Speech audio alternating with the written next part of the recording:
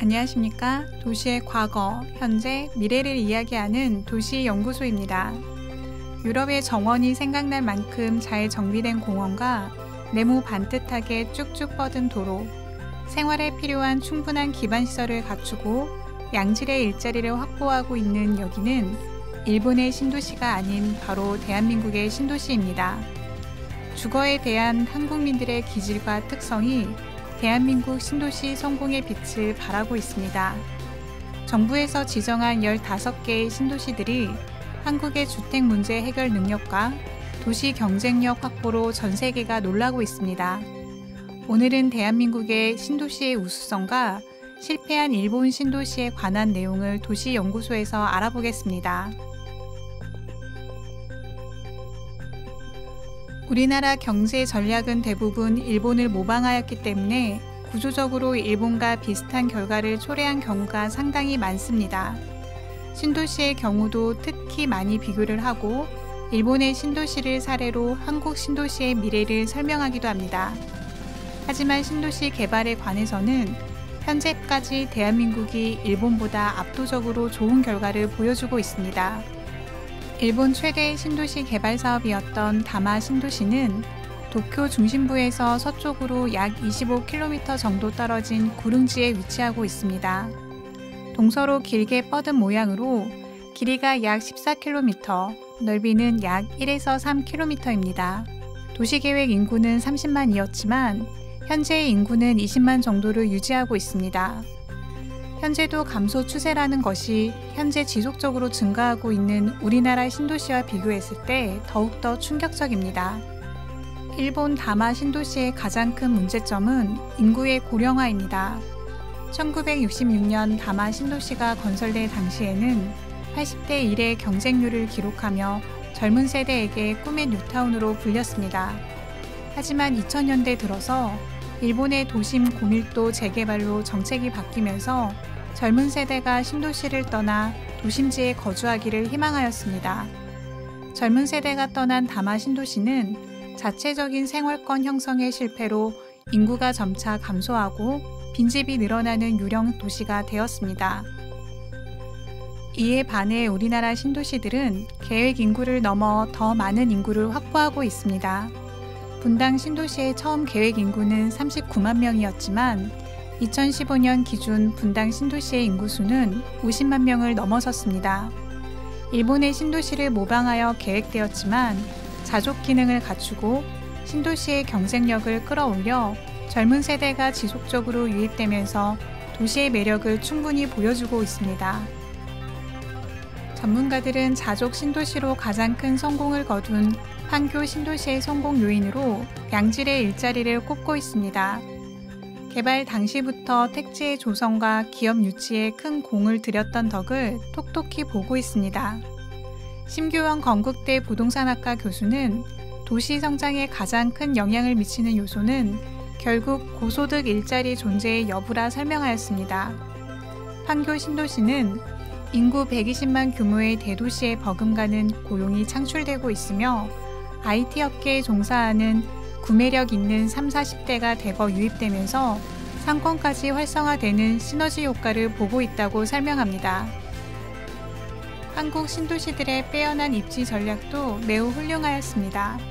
서울 강남권과 가깝게 건설된 미래 신도시는 수도권 동부 지역의 그린벨트와 군시설 부지를 활용하여 계획되어 타 지역에 비해 저렴한 분양가를 자랑합니다. 서울 분양가의 약 60% 수준에서 공급되었습니다. 서울 도심에서는 약 15km, 잠실에서는 5km 수준이라 기존 교통망과 새로 신설되는 교통망이 완성되면 거의 도심 생활권으로 봐도 무방합니다.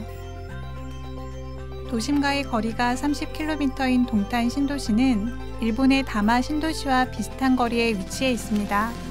하지만 동탄 신도시는 다마 신도시와 다르게 주거, 업무, 산업시설이 어우러진 첨단 자족형 복합도시로 도시 전체 면적 중 상업 업무 지구의 비율이 약 10%에 이릅니다. 인근 삼성전자와 글로벌 대기업이 직접해 있어 실질적인 비율은 약 20%가 넘어갈 것으로 생각됩니다. 광역 비즈니스 콤플렉스와 동탄 테크노밸리는 현재도 탄력을 받아 개발 중이며 계획된 개발이 모두 정상적으로 구축된다면 도시 자체 경쟁력은 매우 높아 보입니다. 3기 신도시의 경우 1, 2기 신도시보다 더욱더 좋은 위치에 조성하게 됩니다. 서울 경계로부터 평균 1.3km 떨어진 곳에 건설되며 서울 도심의 주요 기능을 분담할 예정입니다. 수도권 광역 급행철도인 GTX와 연결될 경우 서울 주요 도심까지 30분 이내로 접근 가능할 전망입니다. 젊은 수요층을 잡기 위한 노력으로 신도시 내 어린이 유치원은 100% 국공립으로 설치되며 초중고등학교가 도시공원과 연계되어 문화, 체육시설이 함께 조성됩니다. 한국 신도시들의 높은 퀄리티만큼 형성 과정도 쉽지 않았을 것 같습니다. 1기 신도시의 경우 서울의 주택난 해결을 위해 주택 200만 호 건설의 일환으로 계획되었습니다. 기존 시가지와 연계를 목적으로 평촌, 삼본, 중동 신도시가 먼저 발표되었고 계획과 함께 교통망을 확보하고 분당 신도시와 일산 신도시를 발표하였습니다. 1기 신도시는 모두 충분한 녹지 공간을 조성하여 시민들의 삶의 질을 높여주었습니다.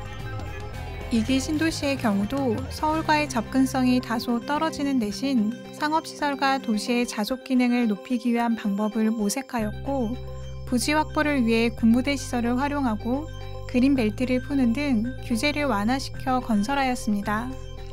3기 신도시는 위치가 매우 좋고 도심까지 30분대 광역 교통망을 확보하고 있어 계획 당시부터 경쟁력을 갖추고 시작합니다. 마지막으로 한국 신도시와 일본 신도시의 공통점과 차이점에 대해 정리해 보겠습니다. 먼저 공통점은 인구 구조의 측면입니다. 저출산과 인구 고령화 문제는 우리나라가 매우 빠른 속도로 일본을 따라가고 있습니다. 전체적으로 주택의 수요는 감소할 것으로 보여지며 감소하는 속도도 더욱더 빨라질 것으로 전망됩니다. 하지만 한국의 신도시는 일본의 신도시에 비해 위치적으로 도심에 훨씬 더 가깝고 싸고 편리한 대중교통으로 접근성이 뛰어나며 자족 기능이 훨씬 더 우수합니다. 신도시 내 자체적인 생활권을 형성하며 서울의 도심 기능을 분산하여 젊은 층의 수요가 매우 높은 점이 일본 신도시와 가장 큰 차이점입니다. 현재 대한민국의 신도시들도 일본 신도시가 겪었던 저출산과 고령화 인구의 증가 등 인구 구조의 문제를 피할 수는 없겠지만 현재의 수준을 유지한다면 자체적인 가격 경쟁력은 확보될 것으로 보여집니다. 이상 도시의 과거, 현재, 미래를 이야기하는 도시연구소였습니다. 만족하셨다면 좋아요와 구독 부탁드립니다. 다음 도시에서 다시 인사드리겠습니다. 시청해주셔서 감사합니다.